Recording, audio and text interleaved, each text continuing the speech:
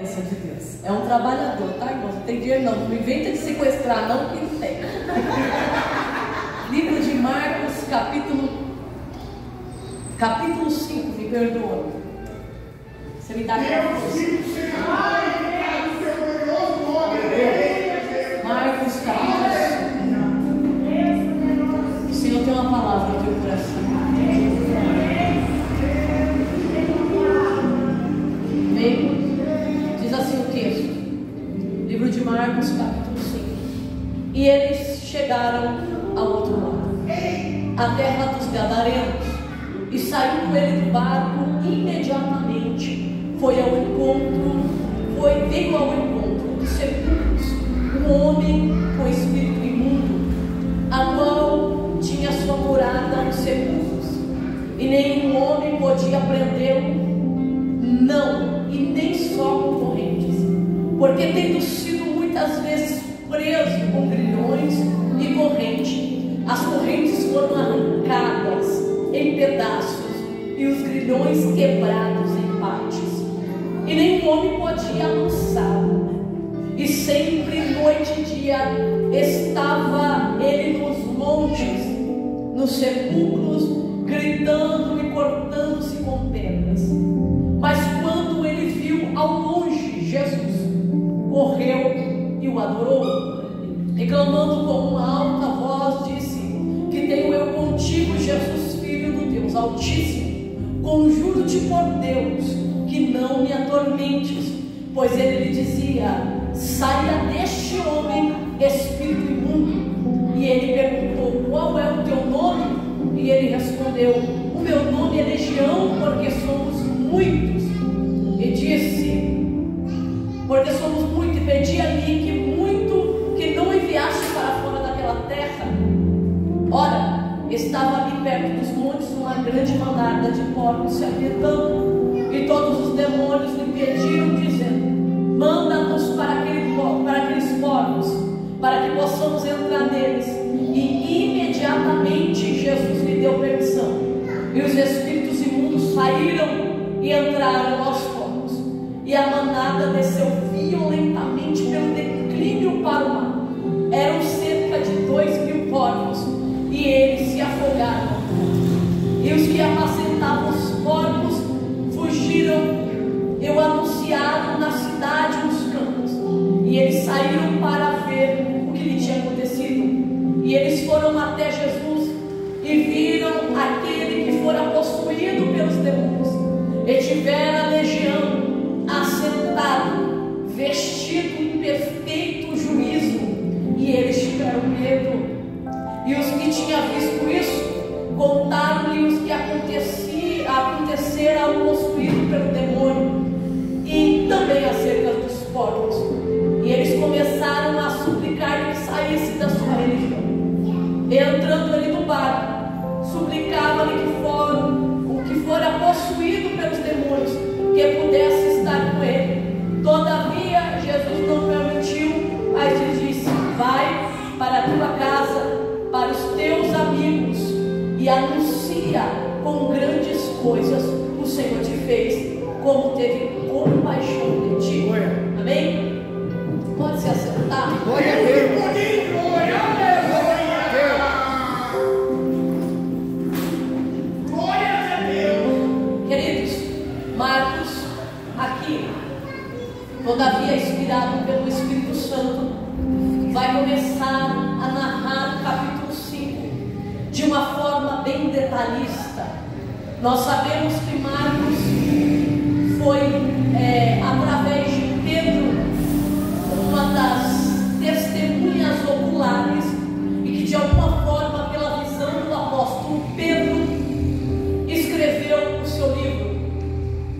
Marcos escreve diretamente para o Império Romano, ou seja, para os romanos, acerca de mostrar ao povo o grande reinado de Cristo, o grande poder imperial que Jesus Cristo teria sobre as nações. No capítulo 5, nós entramos dentro da narrativa e entendemos que Jesus vai passar na terra de um homem possuído por uma grande legião demônios. Observe que o capítulo 5 é um capítulo contido com muitos detalhes, porque Marcos é detalhista em algumas partes do seu texto, mas principalmente nessa história.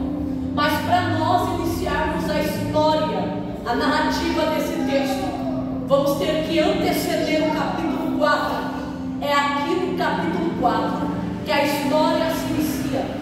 Jesus Cristo está pregando para uma grande multidão no capítulo 4, e a narrativa de Jesus Cristo é sobre as sementes.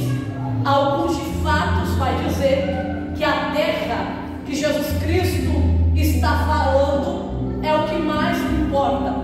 Outras pessoas vai trazer a narrativa dizendo que o que importa é a semente. Não, Jesus Cristo vem deixar claro no seu texto que o que importa é o solo em que é cultivado. Ou seja, observe que Jesus Cristo vai detalhar cada solo com precisão e dizendo aos seus discípulos acerca daquilo que o solo transmite à semente que o recebe. Nós entendemos que Jesus no capítulo 4 está preparando os discípulos acerca das coisas que logo viriam a acontecer no capítulo 5. Simeia, não entendi, vou te explicar aqui. Observe, quando nós falamos o contexto dos discípulos, eles ainda eram lubrificados pela glória, eles ainda eram lubrificados pelo poder e pela expansão da quantidade numérica, tanto que estes discípulos vão brigar entre si qual deles iam ser o maior no reino de Deus. Então Jesus vem trazer acerca do solo para dizer: não se confundam e não se deixam iludir por quantidade. Jesus está dizendo para os discípulos: há uma grande quantidade no nosso meio, mas nem toda a terra, ou seja, nem todo o solo que está sentado aqui vai receber esta palavra para trazer grande crescimento no reino. Então Jesus está preparando os discípulos para acerca das coisas que virão. Jesus está dizendo: não se deixe iludir pela quantidade, porque nem todos que sentam aqui têm solo bom, tem terra boa, tem algo para absorver. Tanto que Jesus vai esclarecer no capítulo 4, tentando mostrar para os discípulos as coisas acerca das coisas que viriam. Pois bem, Jesus fala sobre a boa terra. Jesus se levanta e fala para os discípulos: agora passemos para o outro lado. Jesus vai entrar no barco juntamente com seus discípulos, e o texto vai dizer que eles começam a remar. Só que no meio, ou seja, no meio do caminho, o texto é bem claro dizer que o vento começa a soprar de uma forma totalmente mais forte, aonde causa uma grande tempestade no mar. Observa, o texto vai dizer que Jesus está dormindo no barco.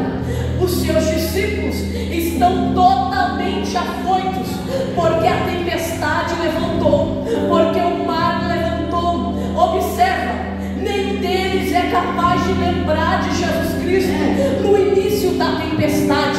Nenhum deles é capaz de lembrar de Jesus quando a tempestade se levanta. Por que você está dizendo isso? Porque o texto é bem claro em dizer que eles só lembram de Jesus Cristo quando o barco já está quase afundando. Aí alguém lembra que Jesus está no barco, aí alguém lembra que Jesus está na proa, aí alguém lembra que Jesus está descansando lá.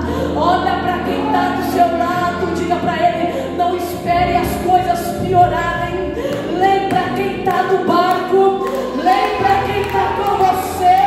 Não lembre só de Jesus nas horas de naufrágio, lembra de Jesus na hora do mar.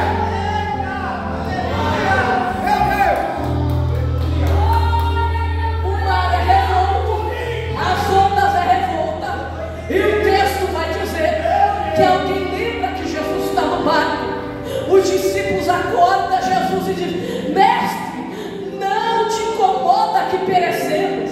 É interessante isso aqui, porque alguém só lembra de Jesus e ainda cobra ele dizendo: não te importa, Jesus, que perecemos. Mas ninguém quer conversar com Jesus, ninguém quer começar no começo com Jesus. Por que, Sinéia? Porque nós estamos falando de discípulos peritos em rede, perito em tempestade, perito em barco, perito em remo. Então tem gente confiando na força do braço, tem gente confiando na força do remo, tem gente confiando na sua própria força e está esquecendo que quem faz a história é Jesus, quem livra da tempestade é Jesus, quem não deixa o barco afundar é Jesus, quem evita a tempestade ainda é Jesus.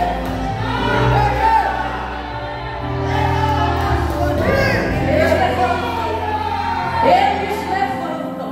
E o texto vai dizer que Jesus olha para o vento e diz: ei, vento, aquieta-te. Mar, aquieta. Aí o texto é bem claro em dizer que eles estão entre si dizendo: quem é este? Que o vento e o mar lhe obedecem. Olha isso aqui por forte. Olha isso aqui. A tempestade se levanta, mas Jesus está no barco. A ordem de Jesus no início é: passemos para o outro lado. Você consegue perceber que quando alguém vai receber uma libertação de Jesus Cristo, antecede-se tempestades. Você percebeu que algumas vezes quando Deus vai fazer a obra na vida de alguma pessoa, algum familiar ou algum amigo que está perto de você, a gente acaba enfrentando algumas tempestades, algumas adversidades, alguns ventos. Aí alguém está dizendo: não, a gente não chega, não, a gente não atravessa, não, a gente não consegue chegar lá, não vai ter livramento, não vai ter libertação, não vai ter promessa. Só que antes do vento há uma ordem de ordem declarada. E qual foi a ordem? Passemos para o outro lado. Você não entendeu isso aqui? Pode levantar o vento, pode levantar a tormenta, pode levantar o mar. Jesus está dizendo: há uma ordem que eu já dei. Se eu disse que chegaremos ao outro lado, nós chegaremos, nós chegaremos. A ordem é chegar. Eu não sei como você chegou nessa casa. Olha, Márcia, eu estou sentindo a glória dele. Eu não sei como você chegou neste lugar, homem de Deus, mulher de Deus, mas eu já quero liberar uma palavra. Este vento que veio para te parar, para que alguém não recebesse a libertação, este vento que veio lhe impedir, para que alguém não fosse alcançado, não será um impedimento para você não chegar do outro lado. Jesus está dizendo: eu já dei uma ordem, querendo o inferno não, querendo Satanás ou não, chegaremos lá. Pega, ai meu Deus, me ajuda a pregar, crente. Olha, Márcia, pega na mão desse crente que está do teu lado, diga para ele: chegaremos lá, chegaremos lá.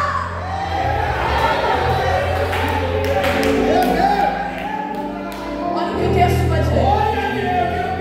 O texto vai dizer no capítulo 5, olha o que o texto diz: e chegando eles no outro lado. Capítulo 4, há uma grande tempestade.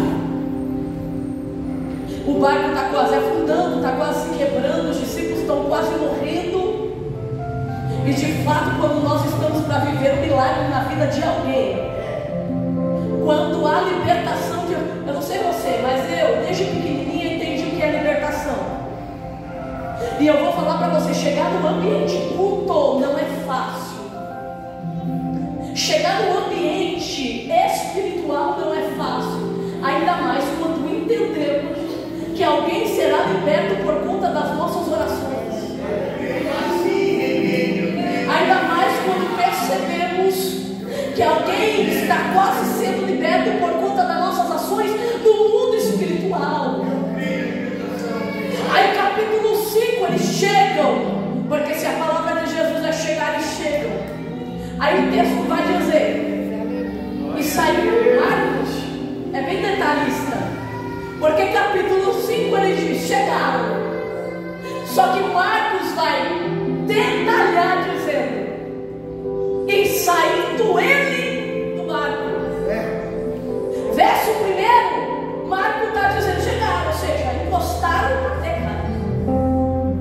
Por que Marcos vai detalhar aqui no contexto o sair do barco? Observa, o texto vai dizer que o sair do barco, Marcos está querendo dizer, quando Jesus pisou na terra, quando Jesus pisou no território de Gadara.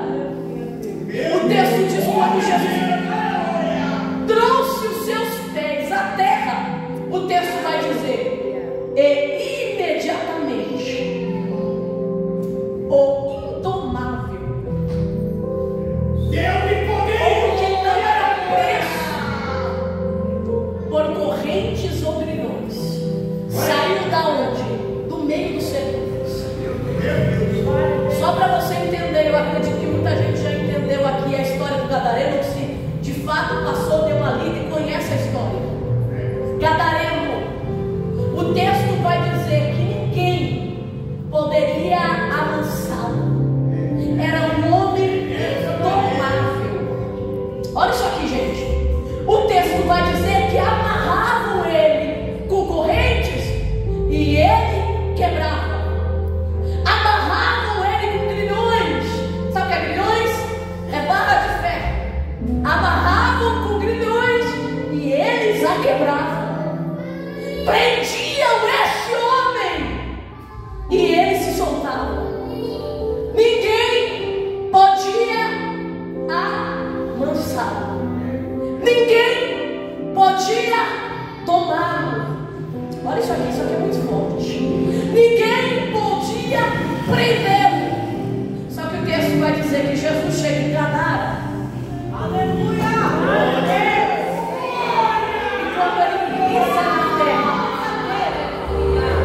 e isso aqui que me chama a atenção. Por que, Sileia? Porque Jesus não tem grilhões nas mãos.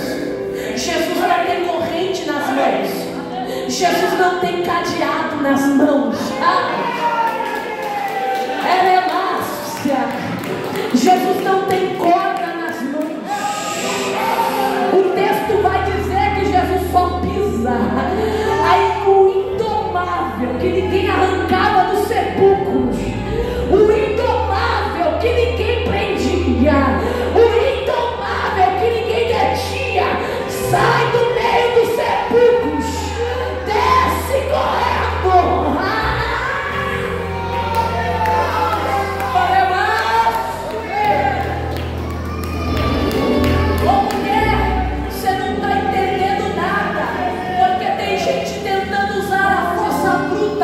Para convencer este homem, tem gente tentando usar cadeado para convencer essa mulher, tem gente querendo usar a força para tentar trazer este homem. Jesus está dizendo: eu não chego com corrente, eu não chego com cadeado, eu não chego com grilhões, eu não chego com cordas, mas eu só piso. Quando você entender que ele só precisa encontrar, e quando você entender que ele não precisa de cadeado, de corrente, aí vai. Quando você entender que só a presença é a presença, quando você entender que é só a presença, quando você entender que é só a presença, é só a presença, é só a presença. Ele pisa. E a presença. Ô crente, sabe o que me chamou a atenção aqui? Jesus fazia milagres, prodígios, manifestação de glória, mas o ministério principal de Jesus era pregar a palavra. Em Gadara,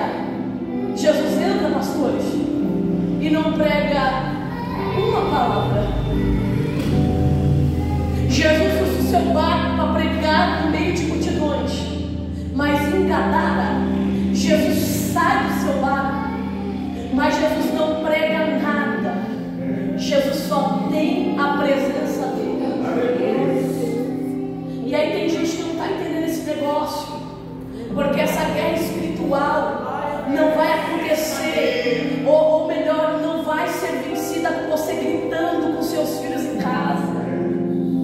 Essa guerra espiritual não vai ser vencida com você impondo alguma coisa. Essa guerra espiritual não vai ser vencida pelo poder só da palavra, porque entenda isso aqui, não significa que a palavra não seja poderosa para fazer, ela é, mas existem guerras espirituais para libertar o homem, que é necessário boca no pó. Boca no pó para vencer o inimigo, boca no pó para vencer o território que Satanás já criou, boca no pó para vencer todo o ambiente. Aí olha isso aqui, o texto vai dizer que o gadareno vem em direção a Jesus. A primeira coisa que o gadareno faz é dobrar os seus joelhos e o adorou. Só que é muito forte, porque Jesus fala acerca comigo dessa atitude do gadareno. Por que, Sinéia? Vamos voltar ao capítulo 4. O texto vai dizer que os discípulos estão no meio da tempestade. Jesus chega, acalma o vento, acalma o mar. Os discípulos que estão com ele,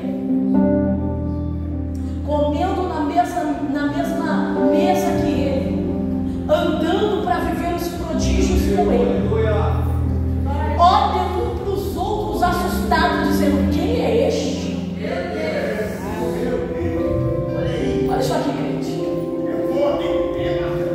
Aí Jesus chega em Gadara, tira alguém, pastor, aqui está no meio dos sepulcros, aprisionado. Aprisionado. Ô, gente, não vem falar que a adoração do gadareno, a adoração do gadareno é demoníaca, porque não é. Olha isso aqui, olha isso aqui. É algo dentro dele, ele está vencendo para chegar lá. Por quê? Porque os demônios que habitam nele mostram para ele a expressão quando Jesus Cristo chega no território. Talvez esse homem pense consigo: essa aqui é a minha grande oportunidade. Aí imagina, lutar com vários demônios para chegar até Jesus Cristo. E o texto vai dizer que ele o adora. Ele o adora. Mas no capítulo 4 tem discípulo que anda com ele, prega com ele, caminha com ele, se alimenta com ele, não sabe quem ele é. Capítulo 5, Gadareno está dizendo: eu sei quem tu és. Tu és Jesus. Eles não te conhecem, mas eu te conheço. Eles não sabem o teu nome, mas eu sei o teu nome. Tu és Jesus, o Filho. Tu és o Filho do Deus Altíssimo. Sabe o que ele está dizendo? Aleluia. Tu tens sangue real. Tu não é daqui não. O teu Pai habita nos céus. A tua origem vem de lá. O teu reinado vai de lá. Tu és Jesus.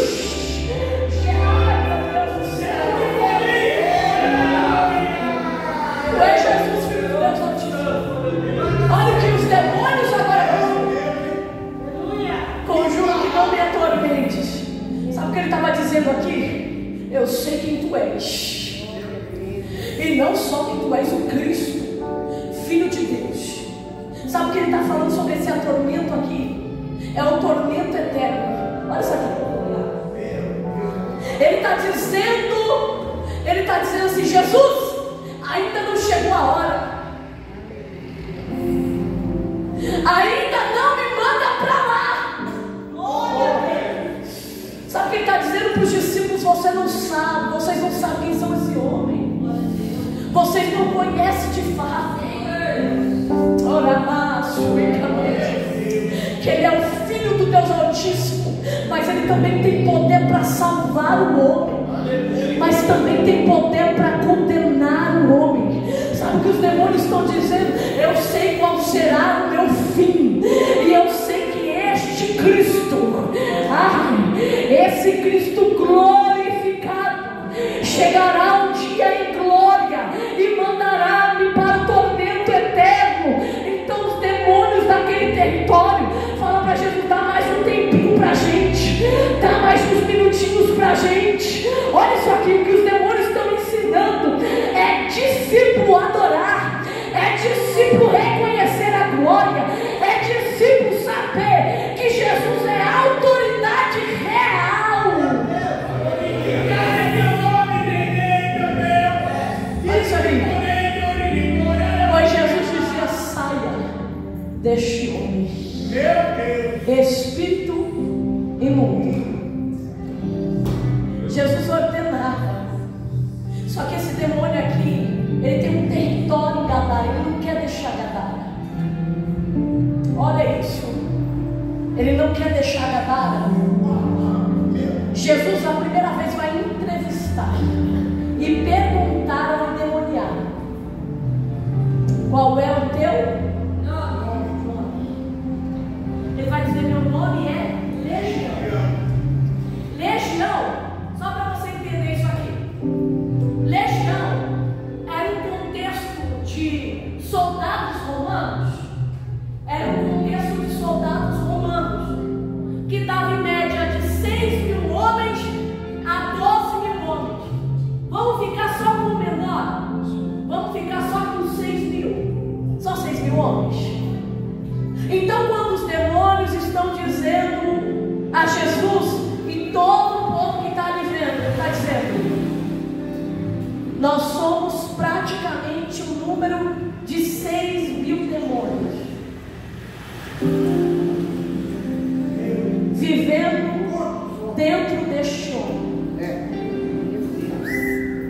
6.000 demônios. Aí alguém vai dizer: Simeia, isso aí é papo. Então tá bom, vamos ficar com o número menor. Só o número de porcos, 2.000 só.